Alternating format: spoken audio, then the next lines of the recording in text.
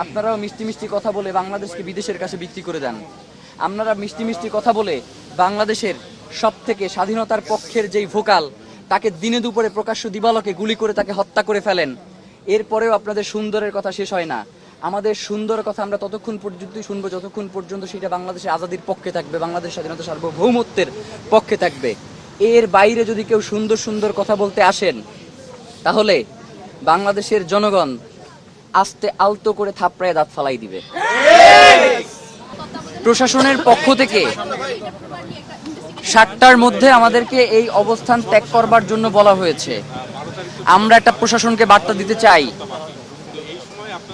আল্লাহর কসম করে বলি, শহীদ ওসমান হাদির স্ত্রী এখানে আছেন, তার গায়ে একটা নখের আঁচড় লাগলেও বাংলাদেশের বর্তমানে যারা ক্ষমতায় আছেন তাদের জীবনকে আমরা জাহান্নাম বানাইয়া দিব।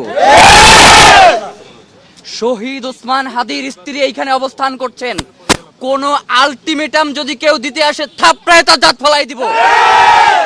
এইখানে কোনো আলটিমেটাম চলবে না।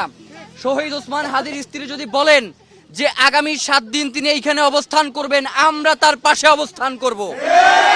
আমরা এইখান থেকে কেউ সরে যাওয়ার জন্য এইখানে আসি নাই, কঠিন কোনো বার্তা নিয়েও এখানে আসি নাই। শুধু বলেছে জাতিসংঘের অধীনে এটার তদন্ত করতে হবে।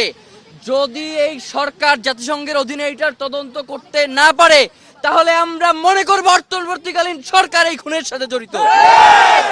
কোনো ধরনের তালবাহানা এইখানে চলবে না।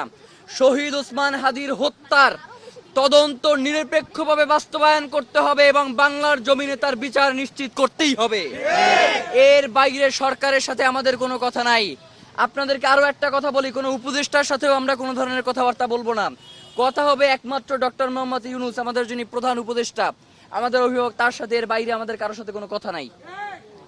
অমুক উপদেষ্টা এসে সান্ত্বনার বাণী দেবেন, অমুক দেবেন, তমুক দেবেন, এগুলো বহু শুনছি। আর মিষ্টি মিষ্টি কথা আমরা শুনতে চাই না। এখন এইখানে আমরা বাস্তবায়ন দেখতে চাই যে জাতিসংঘের কাছে এই তদন্তের জন্য চিঠি দেওয়া হয়েছে কিনা। এর বাইরে আমাদের কোনো আর কথা নাই।